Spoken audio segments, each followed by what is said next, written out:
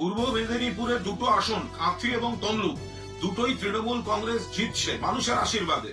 সেই কারণে বিজেপি বেশ কিছু পকেটে নন্দীগ্রামের সোনাচূড়া, খেজুরির দিকটা, সেখান থেকে পরিকল্পিতভাবে বহিরাগতদের ঢুকিয়ে যেভাবে সন্ত্রাস করছে, মারছে, বুথ দখল করছে, কেন্দ্রীয় বাহিনী কিন্তু নিষ্ক্রিয়। দুটো আসন তৃণমূল জিতছে সেটা বুঝে পূর্ব মেদিনীপুরের কয়েকটা পকেটে বিজেপি বহিরাগত ঢুকিয়ে দিয়েছে এবং গন্ডগোল চলছে। নন্দীগ্রামের সোনাচূড়া থেকে ওই বেলটা খেজুরির দিক দিয়ে ঢুকছে, ব্যাপক গন্ডগোল হচ্ছে। তারা দখল করার চেষ্টা করছে, মানুষকে মারছে, তৃণমূল কর্মীদের মারছে, হুমকি দিচ্ছে, মাইকিং করেছিল প্রকাশ্যে, ভোট দিতে বেরোবেন না, ভোট দিতে বেরোলে গ্রামে অশান্তি করছে।